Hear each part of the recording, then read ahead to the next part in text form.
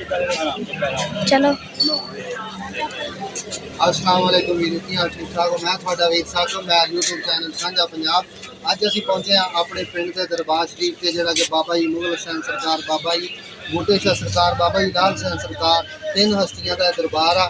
और इस जगह ते साडे हर साल ही ईद उल फितर भी ईद उल अज़हा जिहड़ी है ना, इस दरबार शरीफ की हदूद दे विच जिहड़ा इहाता वा दरबार शरीफ इत्थे पढ़दे हैं।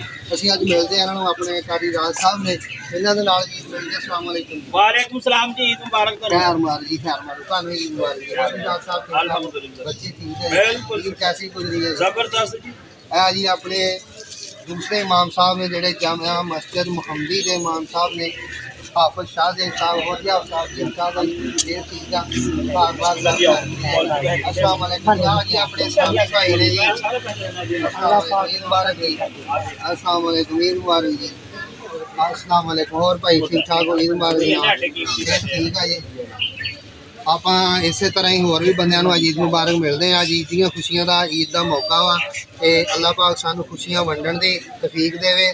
ਖੁਸ਼ੀਆਂ ਵੰਡੋ, ਜਿਨ੍ਹਾਂ ਦੇ ਨਾਲ ਸਾਡੇ ਕੋਲ ਗੁੱਸਾ ਗਿਲਾ ਉਹਨੂੰ ਵੀ ਦੂਰ ਕਰੋ, ਕਿਉਂਕਿ ਅੱਜ ਖੁਸ਼ੀ ਦਾ ਦਿਨ ਵਾ ਤੇ ਈਦ ਦਾ ਮਕਸਦ ਇਹ ਹੁੰਦਾ ਵਾ ਕਿ ਕਿਸੇ ਦੇ ਆਪਣੇ ਗਲ ਦੇ ਨਾਲ ਲਾ ਲੈਣਾ ਤੇ ਕਿਸੇ ਦੇ ਨਾਲ ਗਲੇ ਮਿਲ ਜਾਣਾ। ਆਪਣੇ ਸਾਰੇ ਗਿਲੇ ਸ਼ਿਕਵੇ ਦੂਰ ਕਰਕੇ ਜਿਹੜਾ ਨਾ ਈਦ ਦੀਆਂ ਖੁਸ਼ੀਆਂ ਨੂੰ ਜਿਹੜਾ ਨਾ ਇਹਨਾਂ ਨੂੰ ਦੁਬਾਲਾ ਕਰਨਾ ਚਾਹੀਦਾ ਵਾ।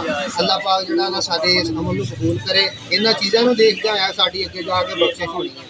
ਅਗਰ ਕਿਸੇ ਮੁਸਲਮਾਨ ਭਾਈ ਦੇ ਨਾਲ ਸਾਡੇ ਤਾਲੁਕਾਤ, ਉਹਦੇ ਨਾਲ ਸਾਡਾ ਇਖਲਾਕ ਹੀ ਸਹੀ ਨਹੀਂ ਹੈ ਤੇ ਈਦ ਜਿਹੜਾ ਮਨਾਉਣ ਦਾ ਸਾਨੂੰ ਫਾਇਦਾ ਕੋਈ ਨਹੀਂ ਹੈ। ਈਦ ਇਸੇ ਚੀਜ਼ ਦਾ ਨਾਮ ਹੈ, ਇਸੇ ਚੀਜ਼ ਦਾ ਪੈਗਾਮ ਦਿੰਦੀ ਹੈ ਸਾਨੂੰ ਕਿ ਆਪਣੇ ਦੂਸਰੇ ਮੁਸਲਮਾਨ ਭਾਈਆਂ ਦੇ ਨਾਲ ਜਿਹੜੇ ਕਿ ਸਾਡੇ ਨਾਲ ਗਿਲਾ ਸ਼ਿਕਵਾ ਉਹਨੂੰ ਅਸੀਂ ਦੂਰ ਕਰ ਦਈਏ ਤੇ ਉਹਨਾਂ ਦੇ ਨਾਲ ਜਿਹੜਾ ਨਾ ਅਮਨ ਸਲੂਕ ਦੇ ਨਾਲ, ਮੁਹੱਬਤ ਦੇ ਨਾਲ ਜਿਹੜਾ